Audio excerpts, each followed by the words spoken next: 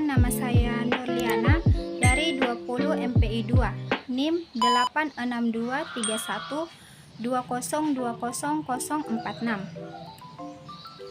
Di sini saya akan membahas mengenai perumusan kebijakan pendidikan dengan 4 submateri, yaitu yang pertama, hakikat formulasi kebijakan, yang kedua, komponen formulasi kebijakan, yang ketiga, proses formulasi kebijakan, dan yang terakhir adalah aktor dalam formulasi kebijakan pendidikan. A. Hakikat formulasi kebijakan. Formulasi adalah perumusan. Kebijakan adalah rangkaian konsep dan asas yang menjadi pedoman dasar rencana dalam pelaksanaan suatu pekerjaan, kepemimpinan, dan cara bertindak. Istilah ini dapat diterapkan pada pemerintahan, organisasi, dan sekelompok sektor swasta serta individu. Kebijakan juga diartikan sebagai mekanisme politis, manajemen, atau administrasi untuk mencapai tujuan pendidikan. Jadi, formulasi kebijakan adalah cara memecahkan suatu masalah yang dibentuk dari beberapa aktor yang ada, dan dari segala banyak alternatif pemecahan yang ada, maka dipilihlah alternatif yang kebijakan yang terbaik. Yang kedua, bagian B, komponen formulasi kebijakan. Ada beberapa poin, yaitu 13 poin. 1. Kebijakan pendidikan merupakan suatu keseluruhan mengenai hakikat manusia sebagai makhluk yang menjadi manusia dalam lingkungan kemanusiaan.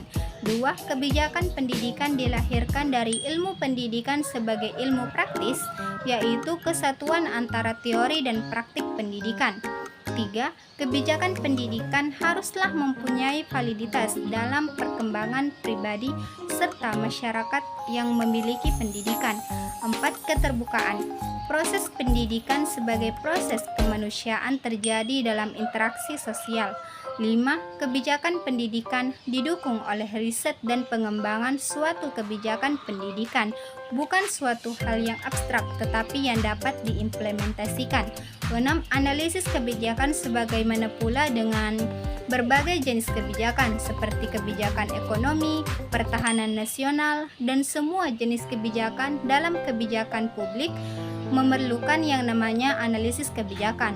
7. Kebijakan pendidikan pertama-tama ditujukan kepada kebutuhan peserta didik.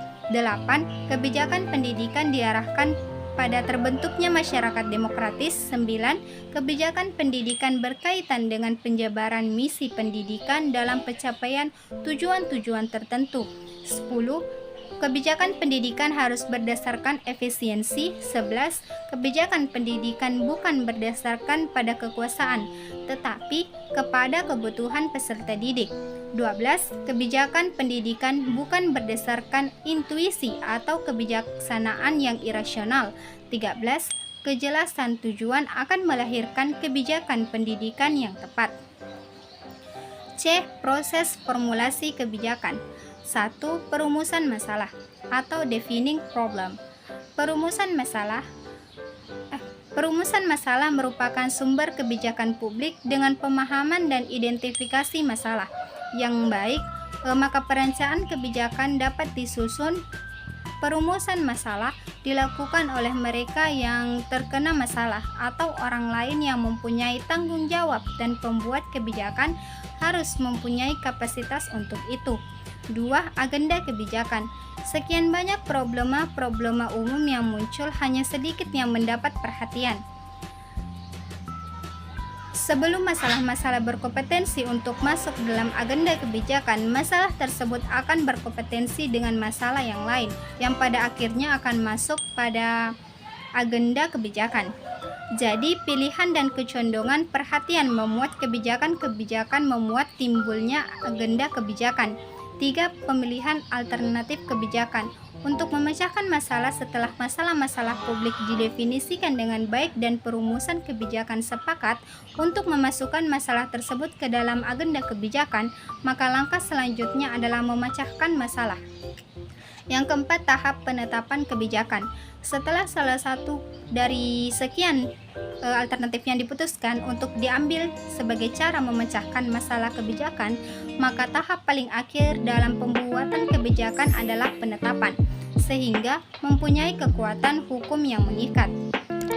Proses pembuatan kebijakan tidak dapat dipisahkan dari proses penetapan atau pengesahan kebijakan. D. Aktor dalam formulasi kebijakan pendidikan. Orang-orang yang terlibat dalam perumusan kebijakan pendidikan negara disebut sebagai aktor perumusan kebijakan pendidikan. Sebutan lain dari aktor ini adalah partisipan peserta perumusan kebijakan pendidikan. Oleh karena itu, kebijakan pendidikan mempunyai tingkatan-tingkatan nasional, umum, khusus, dan teknis. Maka para aktor perumusan kebijakan di setiap tingkatan tersebut berbeda. Adapun aktor-aktor tersebut yaitu legislatif, eksekutif, administrator, partai politik, interest group, organisasi massa, perguruan tinggi, dan tokoh perorangan. Baik, itulah tadi materi yang sempat saya sampaikan mengenai perumusan kebijakan pendidikan. Jika ada kesalahan mohon dimaafkan.